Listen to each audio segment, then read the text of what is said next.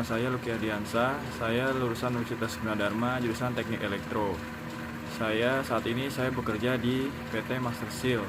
Saya sebagai engineering dan saya telah mengikuti pelatihan MEP HPAC di PT Mino Karya Sejati. Terima kasih banyak. Kembali kita teman-teman belajar di PT Mino Karya Sejati. Hari ini kita belajar sistem otomatik untuk genset.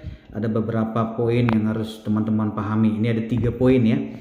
Ada selektor 3. Ini bicara priming ya, priming motor ya untuk oli ya. Jadi kalau ini namanya jaket motor meter heater ya, jaket motor heater, water heater ya, jaket water heater. Nah ini teman-teman nanti bisa lihat ini namanya motor ataupun pompa oli ya, pompa oli, karena di dalam genset perlu oli dan ada water ataupun cooling ya, air coolant ya. Di sini ada 3 ya, kemudian nanti ada elemen heater ya. Kalau ini disebut water heater ya, water heater. Water itu bahasa kita adalah coolant ya, pendingin radiator pakai coolant. Jadi suhunya standar itu di dalam engine itu 40 sampai 50 derajat. Jadi harus di heater, hidup heaternya harus dipanasi. Nah, kalau di dalam alternator ya, di situ ada namanya elemen. Elemen itu heater untuk menjaga jangan ada air, endapan air ataupun yang lembab-lembab ya, supaya kering tetap ya, menjaga jangan sampai ada yang basah gitu ya, pakai elemen heater. Jadi nanti saya ajarin settingannya seperti apa. Nah, di sini kita pahami bahwa panel ini bisa kita lihat, ini panel timernya, timer 1 dan timer 2 ya. Timer 1 menentukan berapa lama dia nanti on sistemnya. Timer 2 itu berapa kali dia on dalam waktu berapa lama. Nah, di sini ada tulisannya 10 jam. Kalau di sini ada tulisannya 10 menit. Kalau kita atur di sini, misalkan di sini kita atur di angka 5, berarti dia di sini adalah hitungannya 5 menit lamanya nyala sistem dan 5 jam sekali nyala. Per nyala sekali jam dia nyala untuk menghidupkan sistem. Ada 3 dari sistem tadi ya. Sistem untuk pompa oli, sistem untuk heater, water heater, sistem terhadap elemen heater ya. Jadi ketiga sistem ini harus nyala secara otomatis dengan settingan timer tadi. Nah, ada 3 kontaktor.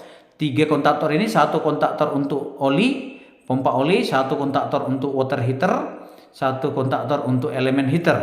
Jadi di panel ini secara otomatis diaktifkan. Jadi kita tidak perlu manual, dia langsung secara otomatis per 5 jam dia on selama 5 menit. Itu settingannya.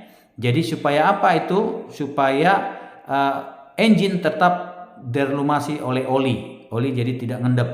Kemudian water heater supaya apa? Supaya suhunya water itu coolant itu tetap di 40 derajat supaya engine-nya dapat bekerja dengan baik. Begitu juga untuk sistem elemen heater. Untuk apa elemen heater? Agar menjaga tidak ada kelembapan di sistem listrik ataupun alternator.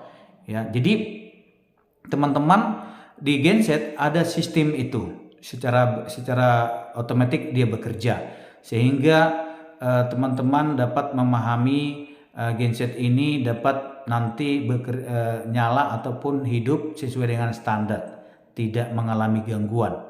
Dan saya akan jelaskan juga beberapa poin nanti, yaitu bagaimana cara menguras oli, bagaimana cara ganti filter, bagaimana ganti nozzle injection. Semua nanti akan saya buat videonya. Ketepatan hari ini kita ada perbaikan genset, saya akan videokan. Teman-teman tetap akan mendapat video-video untuk penggantian perbaikan ya. Jadi demikian teman-teman penjelasan saya untuk ketiga sistem ini, bahwa pada genset tidak ada juga yang tidak punya sistem ini, ada juga yang pakai sistem ini. Jadi tergantung mereknya ya. Jadi teman-teman dapat memahami konsepnya. Nah, di sini tadi namanya Glary oli, pipe oli, galerinya pipe oli. Dari ini pompa olinya. Jadi dari situ nanti masuk dia. Jadi perlu ada oli di situ. Sehingga genset ini dapat masih di dalam pelumasan ataupun olinya standarnya standby. Ya, demikian penjelasan saya teman-teman.